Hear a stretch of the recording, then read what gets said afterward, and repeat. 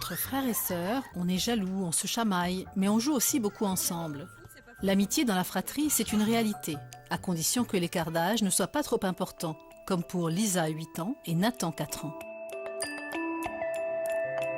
Olivia Kremel, chercheuse en psychologie du développement à Toulouse, met en lumière les relations des frères et sœurs avec des jeux et des histoires à compléter. Oh, bien. Nathan réalise un puzzle et lorsque Lisa veut l'aider, elle s'y prend autrement que son papa. Le H, tu le connais la forme parce que tu en as un dans ton nom. Oui. Alors essaye de trouver le H. L'enlève pas, hein, Nathan. Donc alors que le papa il donne des explications sur comment faire les choses, sa sœur elle va vraiment lui dire où c'est et ce qu'il faut faire et elle le fait à sa place. Dans une situation de tutelle, la fille aînée semble prendre modèle sur la maman, le grand frère sur le papa. En jouant à des jeux de rôle, les enfants intériorisent la façon de faire des parents. Arrête. Allez, lui, il est là. Le N. Attends, je vais faire ça. Arrête-toi. Pourquoi t'as pas envie qu'elle t'aide? Mais j'ai pas envie qu'elle fasse à la fin. T'as pas envie qu'elle fasse à ta place? Voilà. Non. Pourquoi? Lisa croit bien faire, en anticipant les besoins de Nathan. Mais celui-ci n'est pas d'accord, et il remélange les pièces du puzzle. Est-ce que vous avez une idée de pourquoi il a envie de faire tout seul? Bon, je pense que s'il était seul avec sa sœur, ça se passerait encore d'une autre façon. Parce que le fait que vous soyez là aussi, en tant que parent, il veut vous montrer que c'est un grand et qu'il sait, il sait faire et, tout seul. Donc la présence de sa sœur le gêne. La coopération est plus intense quand les parents ne sont pas présents. Les enfants se disputent beaucoup plus quand il y a les parents que quand ils sont seuls tous les deux. Arrête, Elisa. Bah, après ça, c'est ça. Est-ce que quand vous étiez tous les deux dans la chambre à faire ce puzzle-là, et qu'il n'y avait pas papa et maman, est-ce qu'à chaque fois que tu construisais quelque chose, est-ce qu'il le détruisait comme il le fait là? Non, il détruisait pas. Ah, il détruisait pas. Oui, il n'est pas envie qu'elle m'aide. Il t'aide, papa, non? Nathan. Ah bon? C'est toi qui fais tout seul. Ben, Oui, parce que papa il touche pas au puzzle. Il a l'impression que son papa l'aide pas, dans la mesure où son papa lui donne des explications orales et ne manipule pas les pièces. et voilà, c'est fini. Dis donc, bien. Quand Lisa et Nathan se retrouvent à faire le puzzle tous les deux, ils collaborent sans se disputer. Nathan accepte la tutelle de sa sœur car il n'a plus à prouver qu'il se débrouille aussi bien qu'elle. Allez, va chercher les autres pièces. Mais je sais pas où ils sont les autres pièces. Cherche. Vous êtes prêts? Allez, c'est parti. Autre situation d'entraide mise en scène par la chercheuse. Lisa doit aider son frère à différencier les animaux de la ferme de ceux de la savane. Et là aussi, Nathan accepte qu'elle fasse à sa place. Ouais.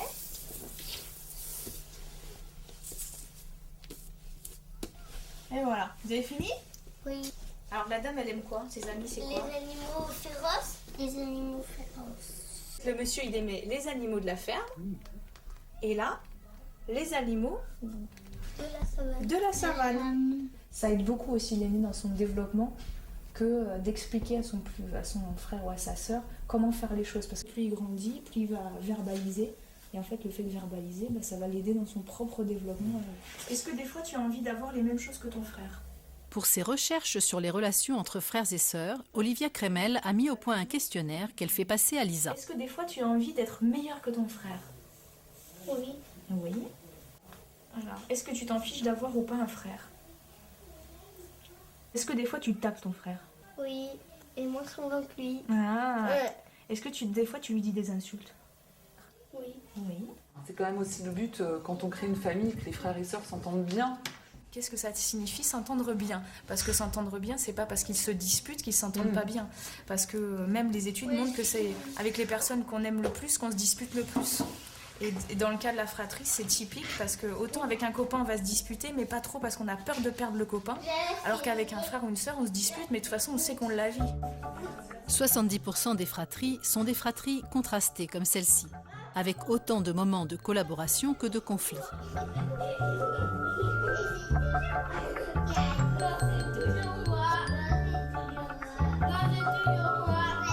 Malgré les conflits, le lien avec l'aîné peut être rassurant pour le plus jeune, et inversement. S'il y a une entente qui peut se faire et que sur le long terme, ça crée quelque chose et un lien familial. Enfin, et un jour, on n'a plus nos parents, donc le lien qui reste, c'est celui qu'on construit avec son conjoint, mais il y a aussi ça qui reste et qui est super important. Nous, on a appelé ça une figure d'attachement relais, c'est-à-dire que quand l'adulte, la figure d'attachement n'est pas là, l'aîné va faire le relais, c'est-à-dire qu'il va le sécuriser, il va être là pour le réconforter.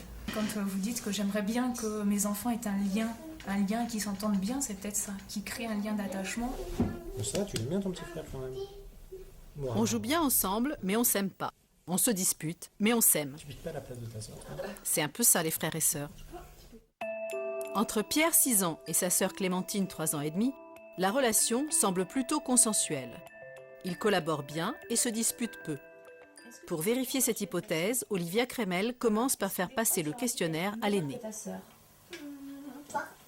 Parfois. Alors, est-ce que tu es content d'avoir une petite sœur?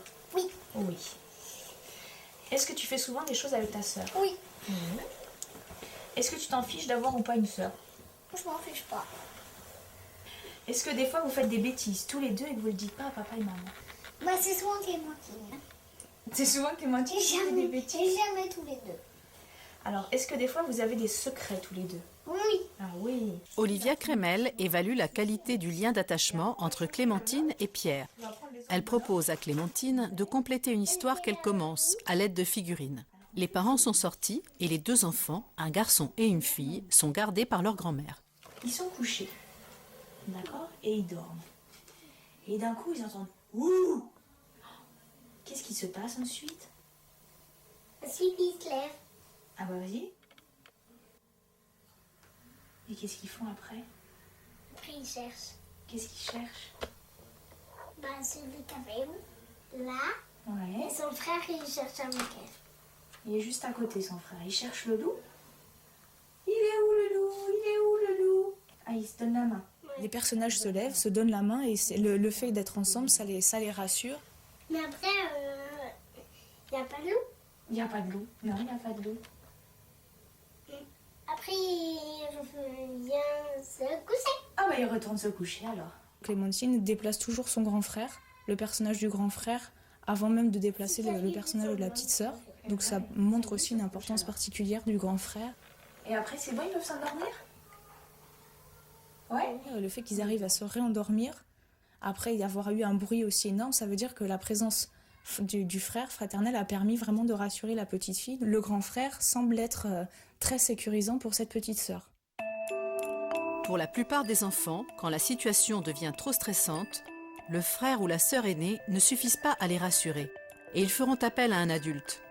Voyons ce que va faire Nathan face au loup. C'est l'heure d'aller se coucher. Et d'un coup on entend ouh!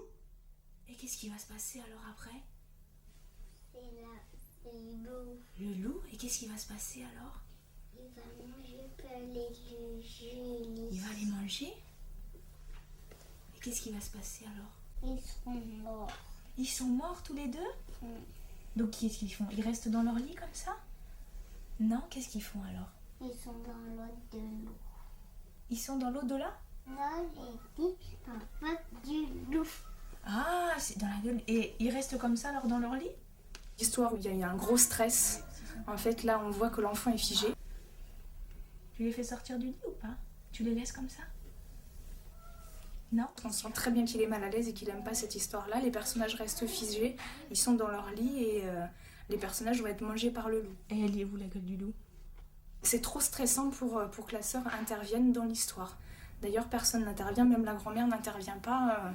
L'histoire reste un petit peu bloquée. La grande sœur peut sécuriser, mais dans une certaine limite. Quand le stress est trop important, elle n'a plus ce rôle de figure d'attachement. Enfin, il est moindre, quoi. Retour chez Clémentine pour une deuxième histoire à compléter.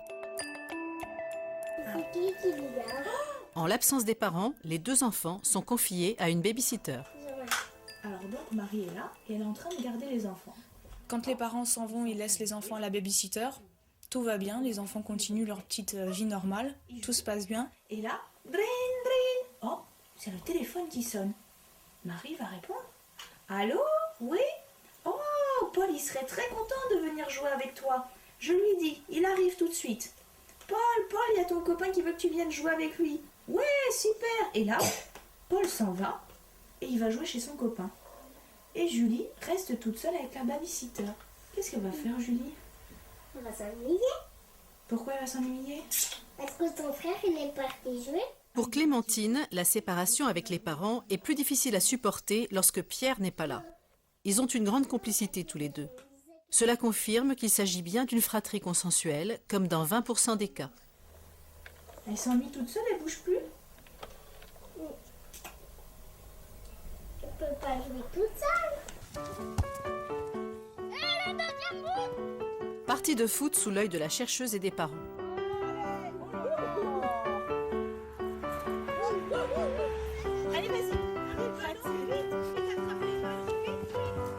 Je sais que Pierre est très fort, qu'il adore ça et je pense qu'elle apprend tout simplement. Elle cherche pas à gagner, non. Mon frère, il est trop fort entre moi. J'aime pas quand les autres gagnent. Je le déteste. Oh la reine! Il faut bien qu'il gagne. Je le laisse gagner comme je veux. Au foot, c'est le domaine de Pierre. Je pense qu'il y a d'autres domaines il y a d'autres choses où elle se laisse moins où elle faire. se laisse moins faire. Là, elle sait qu'elle est déjà perdante avant même de commencer. Ça me fait mal à la tête quand je perds. Mais il faut quand même que je gagne. Bon, je vais reprendre la partie. Clé! Ça coûte pas! Par rapport à des groupes d'enfants, c'est Pierre qui fait le premier pas. Et ensuite, elle essuie, quoi. Et puis, elle rencontre d'autres enfants comme ça. Mais sinon, d'elle-même, elle a du mal à faire ses premiers pas. Le fait de l'aider comme ça, d'aller la chercher pour l'ouvrir en fait vers le monde extérieur, c'est une partie très importante de l'attachement. C'est un pont social, ça l'amène vers les autres, ça l'amène à explorer. Et quand Clémentine commence à trop perdre, Pierre la laisse gagner. Retire! Regardez! Et je l'arrête! Les parents aimeraient que leurs enfants s'entendent bien et qu'ils créent des liens qui puissent perdurer à l'âge adulte. Ils peuvent favoriser la relation fraternelle en valorisant chacun de leurs enfants sans le comparer à l'autre.